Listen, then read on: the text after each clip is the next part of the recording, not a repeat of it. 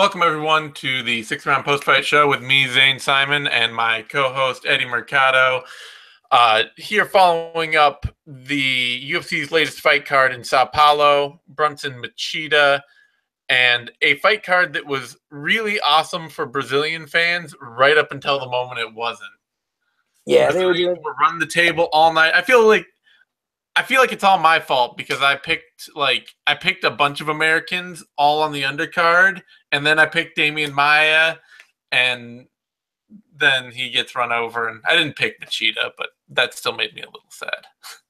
Yeah, it was a fun card though for all fight fans. Definitely a fun card. Even the decisions, a lot of them were really entertaining and back and forth, and had a lot of layers to them. So all in all, it was a pretty solid card. Some pretty solid finishes. A couple mean knockouts. A couple of people went to sleep. But yeah, like you said, the Brazilians were doing good, and then dun dun dun dun, the heroes get murdered. Well, Maya didn't get murdered. The only fights that matter. I feel bad for Brunson too because, man, Covington set him up hard. It's the kind of thing where Covington's gonna be the dude who gets out fine, and he's just gonna run out the back door, and then Brunson's gonna be the one that gets stabbed on his way back from the cage. Yeah, that's the way it is, man. Covington really is going all in on just fuck Brazil. Like he is. I wonder if they'll book him there again. I don't know. How many times did the UFC book Chael Sonnen for Brazil cards? Yeah. Well, hey, what better draw than people that want to see you get fucked up? Yeah. But they were throwing trash at him. I can't get behind that though. That's like crossing the line, I feel like. He did call them filthy animals. I can get behind it. I mean... But, that's one thing. You're just using your words, talking shit. But, actually throwing objects into the cage in the ring, you can harm so many other people. That's uncalled for. That's just being bad fans at this point. I mean... Scream and talk actions have repercussions. Do you go call out a whole nation of people in front of them, in, front of a huge audience? If somebody hits you with something... that's a little bit on you. If people get really mad at you, that's a little bit on you. I mean, I'm not surprised it happened, but still, you can't be throwing shit. Let me put it this way: I'm happy with anyone throwing shit to get punished. That's fine. If they kick people out for throwing shit, great. That's fair. I am not going to then be like, man, it's not Covington's fault. It's nah, you started that shit. Too. I mean, it's almost inciting a riot. It's just shy of that. He definitely had to get escorted out of the building. But this is overshadowing the main event, though. Yeah. Brunson knocked out Lyoto Machida. I expected. I don't know if I'm happy or sad about this because I picked Derek Brunson to win a slow, ugly fight, exactly the fight we were getting for a little while, where it was just going to be Brunson having a few moments, landing a few shots, Machida landing some lefts that didn't hurt Brunson the way they would have 3 or 4 years ago, and just this slog of a fight that kind of grinds down. And then Brunson, he even took the shot. He took the left hand right on the temple and landed a winging right hook right over the top of it, or right back at it, and that was all it took. Yeah. I didn't like it. I didn't like watching that at all. And you know what? I picked Machida. I will say that Brunson just is so sloppy sometimes. He ran straight into Machida's left hand 3 times. Took it right on the chin. And I really felt like the only way Machida was going to lose is if he's just so far deteriorated past the point of being an elite fighter. And that's kind of what we saw tonight. And that's tough money because, we all came up on Machida. And now we're watching him get knocked cold in 2.5 minutes. Yep. Time is not kind. It is not kind. Nah, man. But good on Brunson, though. A big win. He needed the win. But it's still one of those weird middleweight wins that really doesn't mean anything. If he would have lost, it would have been more relevant than this win. Yeah.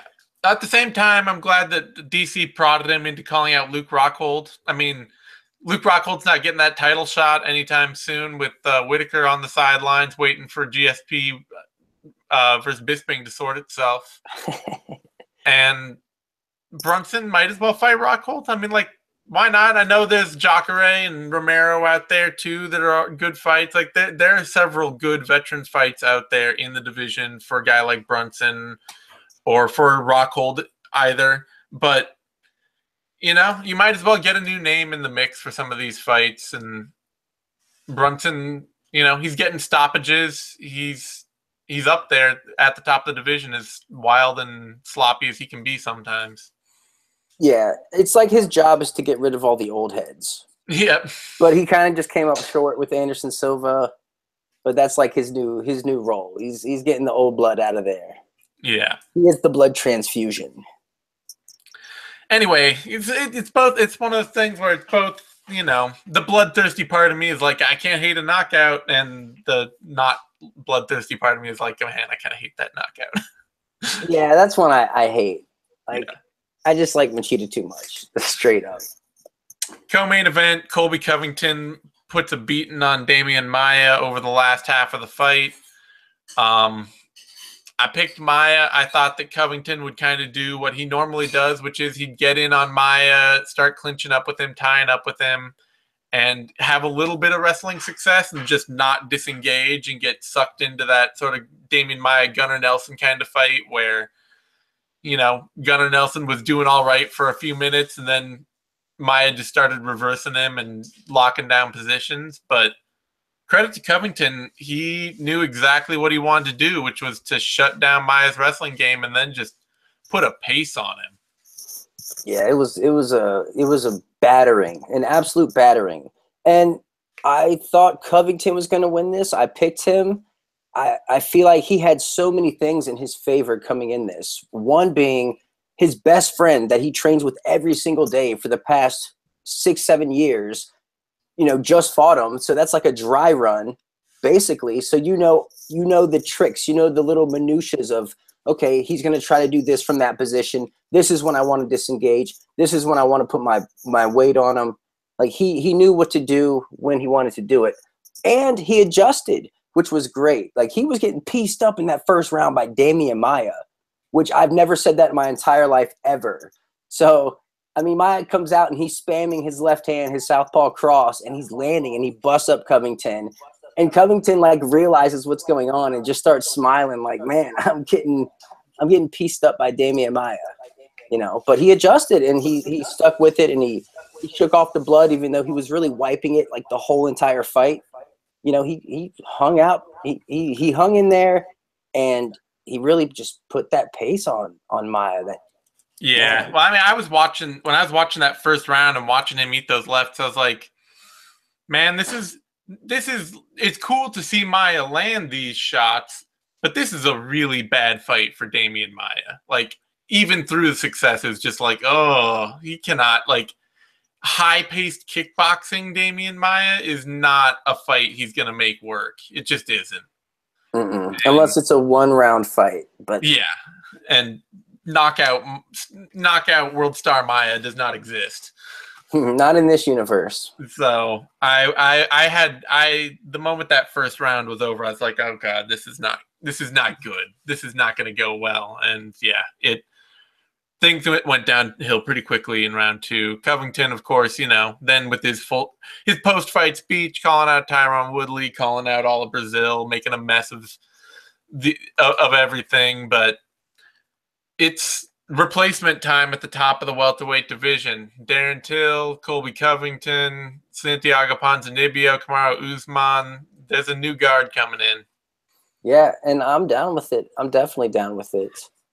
Covington's run is reminding me kind of like what Kevin Lee did at lightweight. Yeah. You know, you get a couple key wins and boom, you're right there in title contention. Yeah. And you know, it's okay to be the heel. It's okay to have people hate you. Like, it's going to boost your stock. It's going to put eyeballs in your direction. It's going to get you paid, and it's going to get you in big fights. So you don't have to go out and be the fake nice guy. Like, be who you are, and maybe even, you know, exaggerate that a little bit. And yeah. We'll see if there's like a secretly nice side to Colby Covington that leaks out of the edges somewhere. The moment it's all heel, but you know, I've interviewed Colby, you know, several times. Like he really is a cool dude. He's chill. Yeah. He just, and same with Kevin Lee. Like these guys just know how they just know how to work it, and they're doing a damn good job of it. It's true. They definitely know the angle of how to get MMA fans riled. Beating Damian Maia in general is just a good way to get MMA fans riled. Nobody wanted to see that. Man, that third round domination was crazy. Like he's just stuffing everything, and Maia's a bloody pulp, and Kobe's just making him stand up and dominant. Welcome to title contention, Kobe Covington. For that, Pedro Munhoz beat Rob Font. This is a fight. I was talking about this fight for the fifth section. I was like, Rob Font is going to do really well standing up. He's gonna outwork Munhoz. He's gonna land the big power shots and all that. But if he wrestles him, like that's tragedy. And of course, to Munhoz's credit, he's tough as shit. And even though he was eating a lot of hard shots, he forced Font to wrestle by cracking him. Just by kept coming forward, kept walking through strikes. Landed a nice clipping hook, and then the moment Font shot in, that was not a good idea. And Font was looking so good, and man, he really can throw his hands.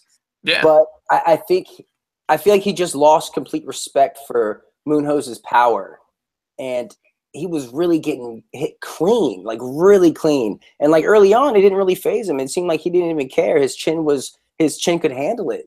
But as the round went on, I mean, he got hit with just a bolo of a left hook that really clipped him and sent him wobbly. And, you know, when you're hurt, you know, you do things. Yep. You recover whatever feels natural. And, you know, maybe he felt like a takedown was there. Like Conor McGregor shooting in on Nate Diaz. Like outside looking in, that's, you know, you don't do that. But when you're in the moment, you can't fault the guy for that. Like he just got rocked. Well, and Font, like transitioning from strikes into takedowns has been a big part of his game in the past. He's always been a guy that's willing to shoot in when he's having success on his feet. And even though he wasn't doing that against Munhoz, it's one of those things like if those are ingrained instincts and things you've trained, you get hurt and they just come out, you know. Yeah. That's just part of your game you use. That's something you're going to do. It's also, I think a big part of what happened in that fight too is honestly, I mean, and this is kind of one of the hallmarks of this whole card up and down is pace. And Munhoz, like Font does not fight at the same pace that Munhoz does. And Munhoz just walking him down and keeping a really high output.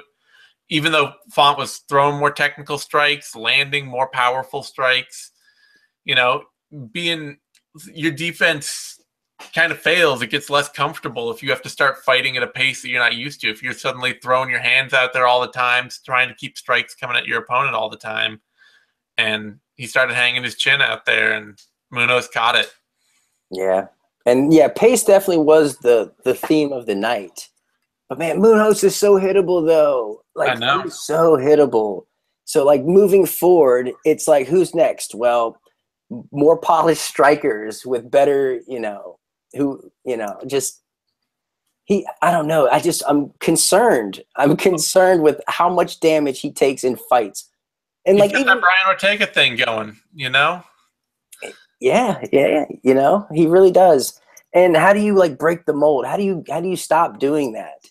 Because I mean, as you move up, the punches are gonna get harder. They're gonna just be better. They're like, I'm legit concerned. A lot of fighters just kind of slowly, you know, that's like the ringcraft experience thing where just over time you just get a little better and sharper in little ways, and suddenly like the head movement defense you never really had, but you've done a little bit of, like suddenly it's just enough and it just works just right, and for a few fights everything clicks, and then you get old and it all falls to shit, and that's the way the fighting goes. But I look at the guys ahead of him: Marlon Moraes, yikes; Thomas Almeida, yikes; like Eddie Moraes may not be ahead of him too much longer if he doesn't beat John Dodson, though. Yeah, and even John Dodson. There you go. But there are, you know what? If he could hop some of these people, like he could actually get kind of close to the top five. Aljamain Sterling, Caraway, like these guys are beatable. They probably wouldn't take the fight. Honestly, Caraway doesn't seem like he fights much of anybody anymore. Every like 10 months, he kind of takes a fight, and it always surprises me what fight it is. Yeah, it's always random and like, yeah.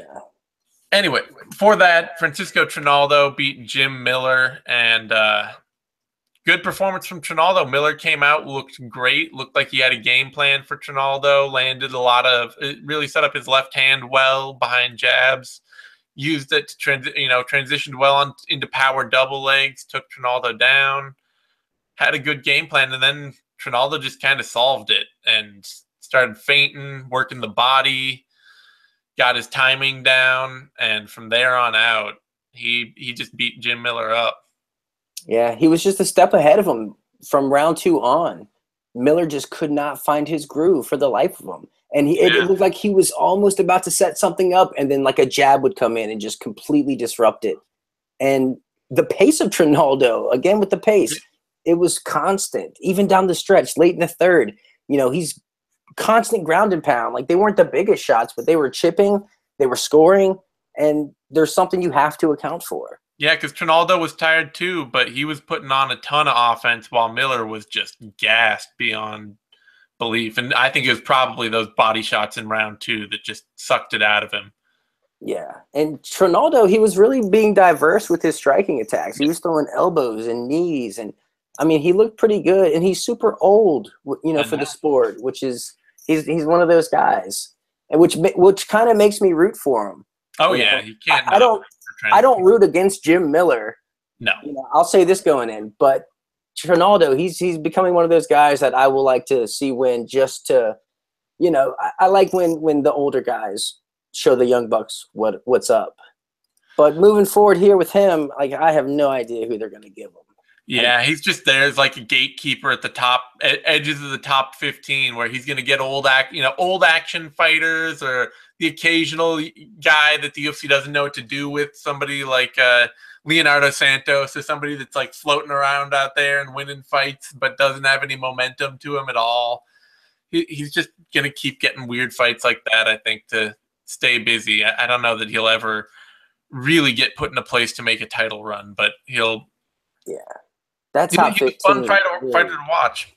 That top 15 is brutal. It is. Top 15 at lightweight. Holy shit. Maribek Taisomov's number 15. Yeah. Like, good God. For that, Thiago Santos beat Jack Hermanson. And, man, Santos, like, this is one of those things where I talk about, like, guys just getting that cage craft and, like, the little things clicking. Where, like, Santos isn't a way better fighter than he used to be in any single particular way. He's just a much sharper fighter than he used to be. Like, everything he's throwing, not only does it still have that same vicious power to it, but it has so much more, like, timing and intention to it, and just well set up, where he's throwing like a flying body kick and then a blitz behind it of like these weird shovel punches and just devastating stuff there. I love it. Yeah. It's well, something that he has gotten better at is just knowing himself. Yeah. And knowing his style, knowing his gas tank. And we saw that here. He would, like you said, he would blitz and then catch his breath. And then he blitzed again. And like, he heard the 10-second sticks and he's like, bet. And just comes at you with this just athletic burst of aggression that, I mean, you can cover up, but something's going to get through. Yeah. And that's exactly what happened. I really thought that Hermanson might be about to turn the fight around if it kept going, because he, Santos was out in orthodox, which meant Hermanson had a chance to get his jab going. He started to develop it as the fight went on, and Santos was throwing everything with power, and it just was like, man, if Santos starts to get tired and Hermanson keeps setting up his jab, this fight could really turn around for him if he can get in on his wrestling. And then just that final blitz at the bell, that was just like, man. Yeah, when I saw Hermanson weather that initial storm, I was like, "Oh shit!" Yeah. Like, Santos might be petered out after that. Like, yeah, he might not have anything for rounds 2 and 3. Exactly, my thought. But man, Santos is such a problem when he explodes. Like, what he lacks for in technical polish, he makes up for with just sheer athleticism. Like, it's really it's fun to watch. It's really fun to watch. Anytime Santos wins, you're basically guaranteed to have seen a really good fight. Yeah, and it's like, I picked him to win this. I felt like Jack Hermanson, the dumbest reason. I feel like Jack Hermanson, the name, just felt like the next order. Like Jack Marshman, Gerald Meerschaert, Jack Hermanson. Like, that's just the natural progression that should be, like, it seemed fitting. Yeah, no, I mean, well, it turned out to be right, as right as anything. Honestly, and Santos is one of those fighters where he basically only loses by getting just taken down and wrestled and grappled into the mat, which Hermanson has been capable of, or he wins by just completely fucking up grapplers and dudes who want to wrestle him. And you never know which one you're going to get in any fight. It's all a question of like, is this takedown defense really on point for this fight? Is this dude just not quite athletic enough to hang with him? That's, you know what? I'd like to see him fight Brad Tavares. Yeah. Or maybe even like Tavares, I think, can match him maybe on the feet, and we might have to see something else. I don't know. Yeah, Tavares doesn't have the same ultra violence. That's the only thing. That's been the problem for him in the past, is that you put him in there with violent strikers and he's hittable, and he can be hittable, but mostly he's a low-paced guy who tries to kind of outpoint people over rounds. And I don't know, it'd be a weird fight. I'd like to see it too. There's also the Uriah Hall rematch. That would be a little interesting. Yeah, definitely. Santos definitely seems like a much more comfortable fighter. But and that one was fascinating too, because that was also a case where Hall got his toe ripped off, and that made him fight way harder than normal. Yeah, and that's really Hall's MO. Like, if he's wounded tiger, he's dangerous. If he's Mr. Nice Guy, he's losing. Yeah. For that, John Lineker beat Marlon Vera, and kind of as snooze of a fight as John Lineker can have, which means it wasn't a snooze at all, but it's just, it was not the fight everybody showed up for from John Lineker. No, he came out really hesitant, really passive even, and we didn't expect that. He turned it up towards the end of the round and really looked like the old Lineker, throwing them crazy body shots and then coming over the top. But round two, he looked a little bit better. He was doing an excellent job going high, going low, but kind of just faded out there in the third and let Cheeto get right back into it. Yeah, I think, Vera's really got that young veteran thing that Connor Rebish talks about, where it's like kids who started fighting pretty young and have fought like a bunch of veterans and had to learn to fight like a veteran as a young kid. And it means that every fight he's in, he's in it. He's a difficult fighter to take out. He's better prepared than you expect him to be. He weathers storms better than you think he will. Has good shot selection. Doesn't necessarily match his opponents for output and can get out hustled in fights, but he's a tougher fighter to beat than you'd expect. And one of the big things I really like to see from him in this fight is that he led with jabs more, which was good to see, just him being more active. And then he knew, he had a sense of Lineker's timing and pace, and whether Lineker's going high or going to the body, he's always entering in the same pattern. It's always the same sort of dip into the pocket, and you just aren't sure what his target's going to be. But Vera just used step knees and grabbed Thai plum the whole time, every time Lineker came in. And it meant that a lot of times Lineker could land only one hard shot, and then he either had to cover up and clinch with Vera, or just ended up losing out on the angle as Vera stepped away and landed a counter. And, it was enough to get Lineker a win, but it meant that Vera survived really pretty well. I think Cheeto just spent too much time going backwards early in the fight. Yeah. And maybe that was the game plan, but Lineker's stuff is shit. So expecting to finish him late is really asking a lot out of a fighter. And that's how Vera always fights. He always backs himself up to the fence, tries to get people coming at him, and then looks for these big, weird, wild strikes, things like stepping knees, things like clinch knees or high kicks. He threw that side hook kick where he threw that landed on Lineker's jaw flush. I think it may have actually broke Lineker's jaw, they said, which may be why Lineker fought so weird. I think I may have heard something about that. I think they were talking about he suffered a broken jaw before this. Oh, he suffered a broken jaw before this. Maybe it made him think about it. I don't know. But I didn't hear anything about a broken jaw. No, maybe I was just thinking of that. I have the commentary so low when I'm going that I Well, could no, almost. no, they definitely said that on the commentary, but like Yeah. thinking back to news, I don't. No, yeah. I was just thinking, I just like reading the tweets because I don't hear what they're saying. And so I was just like, saw something about Lineker having a broken jaw, and I was like, I forgot, and whatever.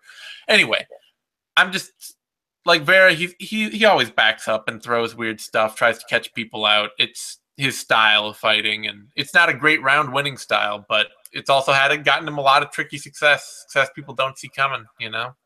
Yeah, and he's in. I like watching him fight. I think Yeah. he's always in a competitive bout.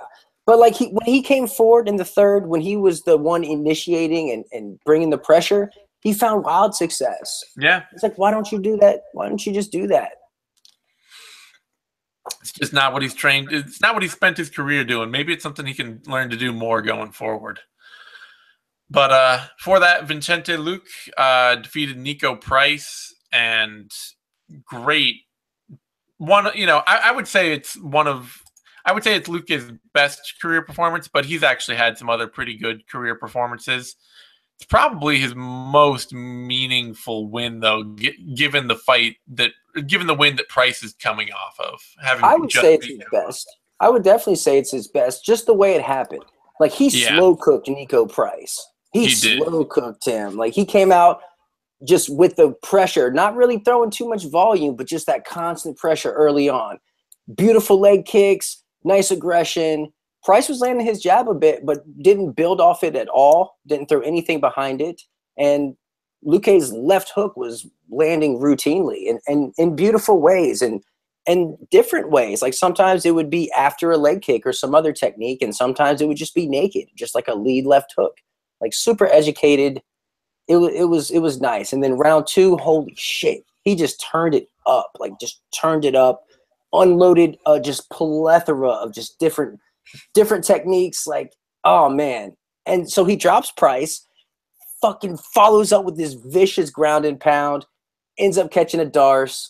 Man, this dude is so smooth. Like he's so polished. I love it.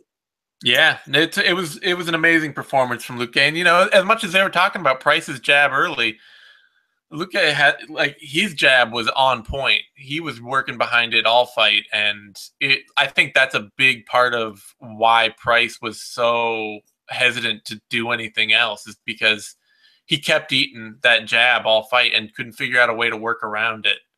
And those leg kicks were fucking brutal. You see that knot on the side of his calf? Yeah.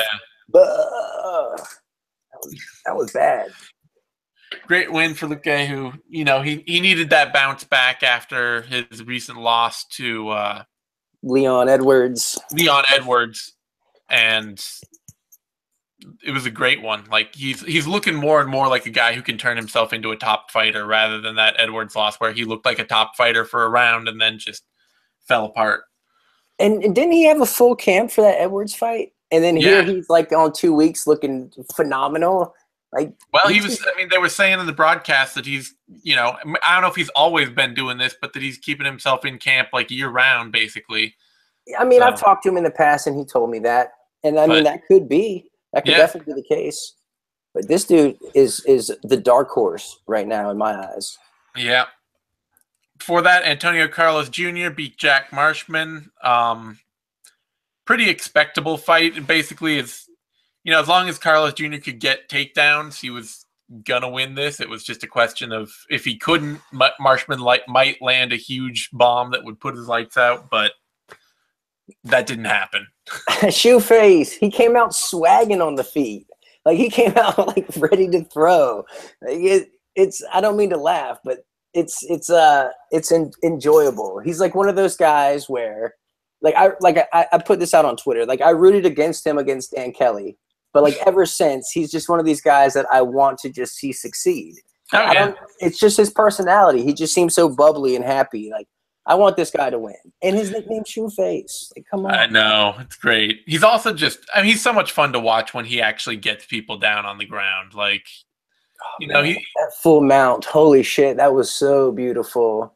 Yeah. And he almost lost it. And then he realized he was about to lose it and like readjusted. Oh man, that was beautiful. That was beautiful. he's got one of those rare ground games that you see a few other UFC fighters have where, they get somebody down and when they're in positions, like you saw people like, oh, Marshman's hanging on. I'm surprised he's like locking him down pretty well and all that. And it's like, that's not what's going on here. Yeah. What's going on is that Antonio Carlos Jr. is putting pressure on, setting him up to, to look for the head and arm, and then he cuts to mount, and it's either like, you got to pick now. Are you looking for the head? Are you going to get it, give up the head and arm choke, or are you going to give up your back? And those are your only two options. The third option, or get punched in the face cleanly and unblocked. Yeah. And Marshman chose to give up his back, and that was it. And, like, I love watching grapplers like that who just funnel people into bad, like, worse and worse options. It's so butter. Like, his transition to the back was so butter. Beautiful. He's fun to watch, man. But, like, is he top 15 yet? Seeing Thiago Santos at number 15 and then seeing Antonio Carlos Jr., I'm like, man, I don't know how that would pan out. I mean, middleweight's middleweight. They're all these like weird sort of pseudo archetype fighters who do like one thing well and a whole bunch of other shit is a huge problem, and they lose. Like, they win 3 out of every 5 fights, and those other 2 fights are such bad losses that you're like, oh, this guy can't ever contend, But Shoeface is 5-1 at middleweight, which is pretty impressive. I know. It is. Like, and his losses to Dan Kelly and Thiago Santos is what's Thiago Santos these days? He's got a pretty good, impressive track. 1, 2, 3, 4, 5, 6, 7. 7 knockouts. 8 and 1, 2, 8 and 4 with losses to, and he just lost to Eric Spicely like not that long ago. Yeah, and that was embarrassing. Like, exactly. That's how middleweight is. Like, these dudes, they get these great, it's like all these great wins, and then the kind of losses where you're just like, what? Nah, he's gonna fight for a title someday. Yeah, man. But then again, look at who the middleweight champion is and who's challenging for the title. Like, what the fuck is going on at middleweight? I know. Yeah, it's a weird ass division, no question. All right, before that, Jared Gordon beat Hakran Diaz. Man, if you want to talk about a pace fight, wow, constant pressure, Jared nonstop. Gordon fights at an absurd pace.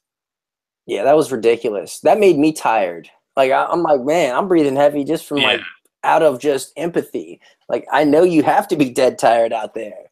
Like, that was insane. That was absolutely insane. He looked good at lightweight. He looked better than he's looked in a long time. Like, more active, came out, throwing strikes, doing good work, landing clean. And Jared Gordon's just like, man, I can do this for 2 hours. Can you do this for 2 hours? Yep. And no, he couldn't. He couldn't. And he couldn't do enough with the shots he was given to take over the fight. Yeah. And that's what you got to do with someone like that. Because Diaz, he was on his back foot for a lot of that fight. And he was really shortchanging himself. He was striking before he was ready. Yeah. The pressure made him feel like he had to strike. And his footing wasn't there, so he wasn't generating any power. And that's tiring. Like, that's exhausting. Yep. Like, being forced to exert energy when you aren't ready to. You're gonna burn through your gas tank pretty quickly. And I mean, credit to him. He was still the more technical fighter all fight. In any like 50-50 moments, Diaz got the better of a lot of it just off having a more technical game. But he just got flamed. He got torched. Yep. He couldn't compete with that pace. That was one of the craziest paces I've ever seen. Yeah. It was wild. He was broken that second. And it's going to be interesting for when Gordon fights dudes who can actually like hold their ground and hit with some power the way he marches in on people. Yeah. Anyone that can really fight going backwards is really going to – he'll be in for a rude awakening with that. But, there are a lot of dudes at lightweight that he could get matched up with that are just not going to be able to handle that. Yeah, he's got like the Darren Elkin style. Yep. Just constant pressure, the ability to absorb ample damage and just keep coming forward and keep coming forward. Speaking of which, Elizeu Zaleski, Max Griffin. Man. Fight of the night for sure. Amazing fight. I guess fight of the year candidate might be a little stretch, but it was damn good. Damn good fight. Yeah, I don't know how this fight made it 3 rounds at all. Yeah, I don't. Man, Max Griffin is a tough motherfucker. Dos Santos is tough too, but man, Griffin, he took an absurd amount of punishment and stayed on his feet and kept going and kept defending takedowns. Like that was nuts. That was a nuts performance, a gutsy performance from both guys. Yeah, Griffin just about out on his feet at the end of round 1, had to be carried back to his stool, and then won round 2 clearly, like really obviously. Yeah. So the other thing though, Zaleski's another one of those dudes that came out in the Lyman Good fight. It came out here tonight too, who like I am always just dumbstruck by how hard he can fight in round 3 after 2 rounds of the way he fights. Yeah, he throws everything into his strikes. Like every single strike he throws is going to hurt you. It doesn't matter what it is. But credit to Max for taking it. Yeah. Max actually, he dropped Santos early in the first, and Santos recovers and comes back to put it on Griffin. That's what a crazy ass fight. Yeah, no, Zaleski, I mean, at some point he's going to have to get some defense, but in the meantime, he's must watch. Like any fight time he gets booked, that's a must watch fight. Yeah. Yeah, he threw what was it, like a spinning back fist or a spinning back kick in there in the second that got him dropped. Yeah. Yeah, that was some silly spinning shit, and Griffin made him like Griffin's weird. He's another one of those fighters, a little bit kind of like Nico Price, where it's like the technical stuff isn't necessarily there. Not a great technical fighter in any particular way, but just an absurd amount of power and the toughness and the grit to make that count. Like he's gonna be there. It's not really a deep repertoire that he throws out there. It's really just a lot of right hands, just a lot of straight right hands. But I think what kind of did him in is, early on in the fight, Griffin was really working off the jab, and come the third round, he completely abandoned it, and he was just really dead tired. Yeah, that too. I mean, yeah, grueling fight. Yeah. I really hope they get a lot of money for putting on such a crazy performance. So before that, we had more of an argument than a fight. Davison Figueiredo, Jared Brooks. A lot of people unhappy with how this got scored. Not me. I scored it for Figueiredo. I scored it for Brooks live. However, even at the end of it, I was just like, this could be 29-28 either way really easily. Mm-hmm. And I got no problem with either dude winning it. But it pissed a lot of people off. There's still a lot of people out there who are really stuck in this idea that, like, takedowns are offense. The rules clearly state effective striking, grappling, in that order. Who was the more effective striker in round 2? Figueiredo. Yep. In round 3, Figueiredo. Yep. That's, I gotta, who was closer to finishing the fight? He's the only one going for submission attempts. He's the more effective striker. Those things have to count more than control. I mean, I scored it for Brooks. Like, he had a big slam, which I give credit for as like good offense. Yeah, that's damage. And I thought in round 3, Figueiredo, he didn't land that many strikes, so it was a push. But it's a push. Like, you get a fight that's that close, and Brooks can't be mad. He can't feel like he got robbed out of that fight. No, he should feel like he lost a close split decision, and he should feel like it's not 2005. Yeah. That Brooks wins that in 2005. Maybe not in Brazil, but he wins that in 2005.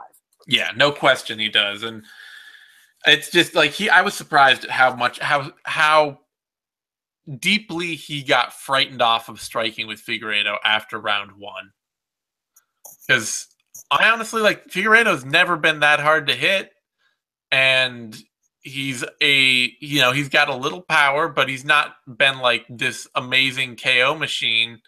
And Brooks has always been pretty willing to get in there and scrap, but he ate a few right hands that he couldn't see coming. And after that, he just did not want to strike even a little. Yeah. I don't know. His takedown game was on point though. He had the Yeah. slams, he had the control, he had the rinse and repeat thing going on, but his output was so low in terms of strikes, and I mean, quite frankly, just low on damage. He Yep. just wasn't doing much of an outside of that slam. I mean, what damage did he really do? I mean, plenty of pretty double legs, but that doesn't win you fights. Yeah. No, I got no problem with him losing that fight. Tough loss, close loss, but that's how it goes. If you're gonna fight that style of fight, you got to be ready for people to pay more attention to the actual damage being caused. Yeah. For that, opening up the night, Marcelo Golm beat Christian Colombo. Really shockingly good performance from Marcelo Golm. Like, I realize that Colombo is not a good athlete, and that he's not really good. He's not really very good at anything, but he's also always been really tough.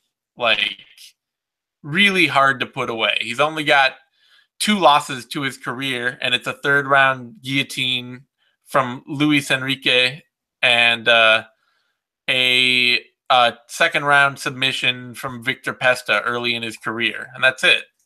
Other than like an amateur loss to Alir Latifi. And he's always been tough, hard to put away, and I kind of expected Golm's been a can crusher. He's had 5 fights, and they were against absolute, like, you look at it, you go back and watch any highlights, and it's him like clubbing 5'10" fat dudes. And it's just like, I don't know if that's gonna stand up in the UFC. I don't, people are talking about like, oh, you hit a nice double leg, and it's like, yeah, you hit a nice double leg on a middleweight with a glandular problem, Like, oh shit. but he looked great, He came out, his punching, his hands looked fast, his punches were nice and straight, got a takedown, advanced position, started lighting Colombo up, stuck with the ride, kept position well, and got the tap, and yeah, looked like a big, athletic, young heavyweight. I really liked how he backed up Colombo with the straight punches and then went crazy with this flurry that really rocked Colombo. Like that's what really made him shell up. And then once it hit the ground, Colombo really had nothing to offer there. No. So, but I'm impressed by Golm. Like, he's got heavyweight size, he's got the power, he's got the athleticism, and he's only 25 for this division. Yeah, so he could fight for another 15 years. It's heavyweight. Yeah, and heavyweight needs new blood. Oh yeah, they've got a ton of it. Shockingly, like, I know it hasn't really quite trickled up to the top end turnover, but they've got like 45 heavyweights signed these days. Yeah, they're just, no one knows who they are yet. Yeah, they haven't had the breakouts yet. I mean, you got Derek Lewis was able to break through a bit, and you've got Francis Ngannou breaking through, but there hasn't been enough churn at the top, but it's coming. Curtis Blades is making a run towards the top. Yeah, that turnover will happen. It just hasn't quite happened yet. Going back up to the top, Derek Brunson. Yeah, I think there's some openings right now in the top of the middleweight division. Luke Rockhold, obviously, he called out. I don't think Rockhold doesn't have anything booked that I know of at the moment. Trying to see what else is. What about Kelvin Gastelum? I know that's not the direction he wants to go. Well, he's fighting Anderson Silva. He's going to probably kill Anderson Silva, but yeah, I mean, after that, Gastelum is another, a middleweight with a name after his welterweight run, who's putting some good wins to his name. So, you know what, man? To be honest, I'm 100% down for Derek Brunson versus Thiago Santos. Sure, I'm 100% down for that. And Jacare and Weidman are both unbooked. I know, probably neither of them would take that fight, but or maybe Jacare would. Jacare would. Jacare has been all too willing to take whatever fight gets put in front of him, to his own detriment sometimes. Yeah. But right now, Boach, Tavares, Jacare, Weidman, Rockhold, Romero, all out there without fights. So Dave Yeah, Branch too. that's interesting. Yeah, That's a real interesting fight. Branch coming off a loss, but they've been way more willing to book winner versus loser lately than they used to be. So otherwise, for Machida, I mean, the UFC's not cutting anybody right now, so they're not going to get rid of him. And it's just one of those things of how long does he want to fight? How long does he want to keep doing this? Yeah, and it's not like he can fight what's his face? He can't fight Anderson Silva, or he No, wouldn't. probably wouldn't fight Vitor Belfort. That's what I Might, was but thinking. He probably would though. Like why what's the connection there besides the Brazilian thing? it would just be the Brazilian thing. I don't know. It doesn't seem like fights that they're eager to take, but maybe he would. But I mean even like him against Tim Boach, there's some interest there for me. I'd watch Sure, that. Why but not? that's the thing though. Is it? Do you really want to see Machida lose to Tim Boach? I wouldn't mind. Like if either of those knocked the other one out, I wouldn't, I'd be okay with that. I guess at some point it's just I'm never going to tell any fighter to retire, but there does get to be a point of diminishing returns where watching like former champions lose to a slowly lower and lower caliber of fighter when the, It's natural though. Like it has to happen. Like that's well how often it they happens. could always retire, but I can't Yeah. tell him to retire. You can't tell him to retire. You just have to deal with watching BJ Penn lose to Dennis Seaver in 2017. And Gomi gets starched in the first round like 6 or 7 times in a row, and then Yeah, go sign with Risen or wherever he's at. yeah. He wants to be with Ryzen. I don't think he's quite signed that or Risen yet. I don't know if he's quite signed that contract, but Good. He's someone I'm tired of seeing lose or but fight in general.